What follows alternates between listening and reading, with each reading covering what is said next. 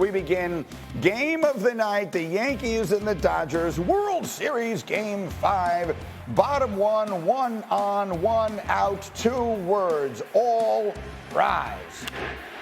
Aaron Judge, a 2-run shot to give the Yankees the quick 2-0 lead. And Harry, you're thinking, oh, it's going to be a night to remember for Judge. He's finally going to break out of that slump and get it going. Well, the news is it is a night to remember, but all the wrong reasons.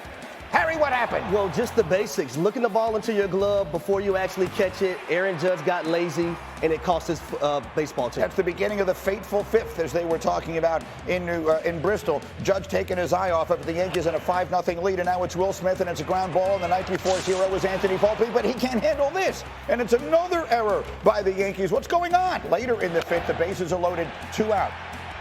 Mookie Betts. Where is Garrett Cole?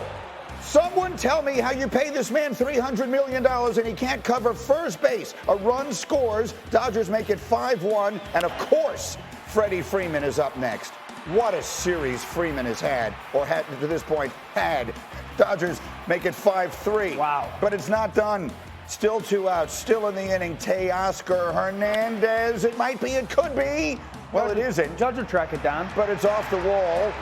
And the other 2 runs are going to score. Not and so the fast, Dodgers my friends. tie the game at 5 in what is going to be remembered again, depending on which coast you live on, as one of either the greatest or worst innings in baseball history. Top of 8, bases loaded, 1 out.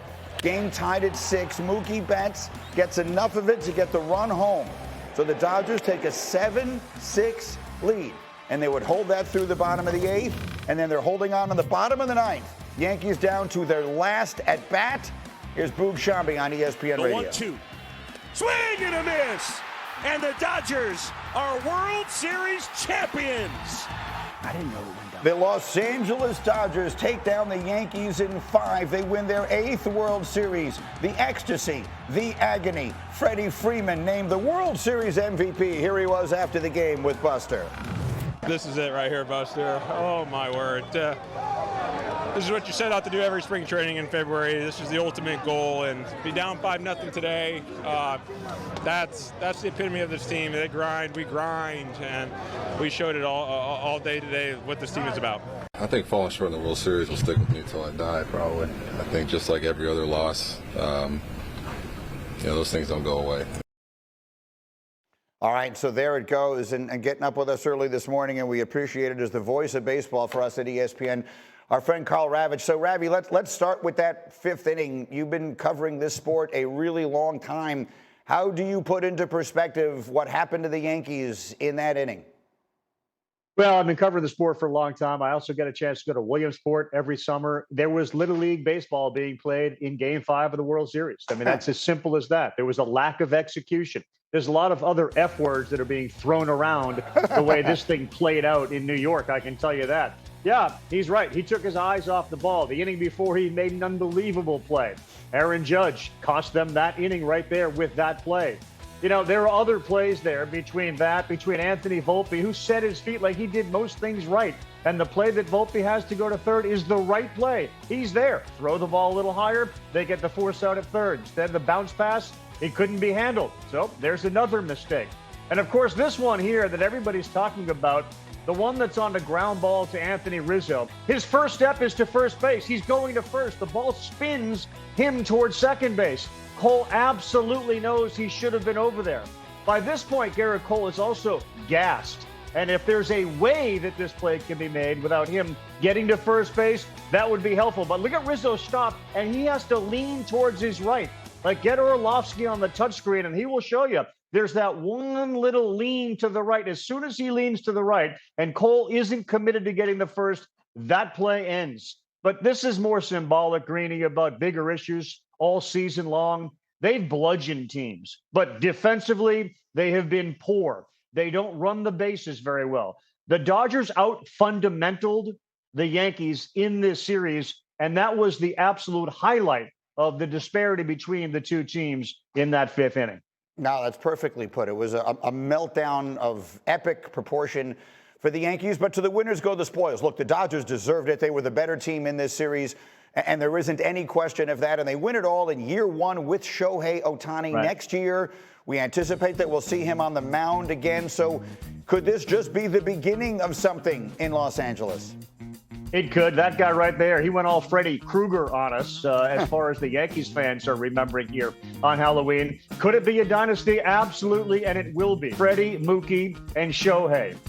They have more money coming in from Japan because of that guy that they will then be able to use to build this team up more.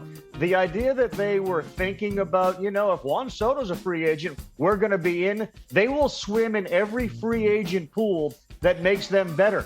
But a guy like Tommy Edman was a difference maker in this World Series. Shohei Ohtani was not a difference maker. You need to build a team. Andrew Friedman and his crew seem to know what it takes to build a whole team. Think about the pitchers that didn't pitch for the Dodgers, and they still won the World Series, including Ohtani, including Tyler Glasnow, guys like Dustin May and Gonsolin. They won without a full army, if you will. That's absolutely right. And very quickly, before I let you go, and I so appreciate you doing this, you mentioned Soto. He had the perfect year to have the perfect year. Best season of his career. He's a free agent at the age of 26. What should we, he said last night he's open to business for every team in the majors. Where should we expect this bidding war to wind up? He's open for business. He's smart like that. He works with Scott Boras. Scott Boras likes to get the biggest dollar amount. He will get the biggest dollar amount. The creativity in the Ohtani deal is a blueprint, and he's going to get something that starts with a 7, if not an 8. Not a 5 or a 6, but a 7. It's going to be in the $700 million area. And Gene Orza, who was the associate director of the Players Association, you remember that name, years ago would talk about this season, your free agent year, as a platform year. Well, in a world of platforms, Juan Soto's created his own. Beyond Meta and Facebook and Instagram, we now have Sotogram, and he's going to get $700 to $800 million. And it's not only the 2 teams in New York that's going to bid on him or want him, it's all 30. It's incredible. And he's that guy. I wish you could have seen, out of the corner of my eye, Orlovsky almost choked. He was drinking from his cup of coffee while you said that. He almost choked. J-Mac almost fell out of his chair. These guys, you guys played the wrong sport. I'm telling you right now. You guys unquestionably chose and it's the wrong guaranteed. sport. Yeah. And it's guaranteed. Every penny of it guaranteed. 700? Ravi, you are the best. Wow. Thank you very much for doing this.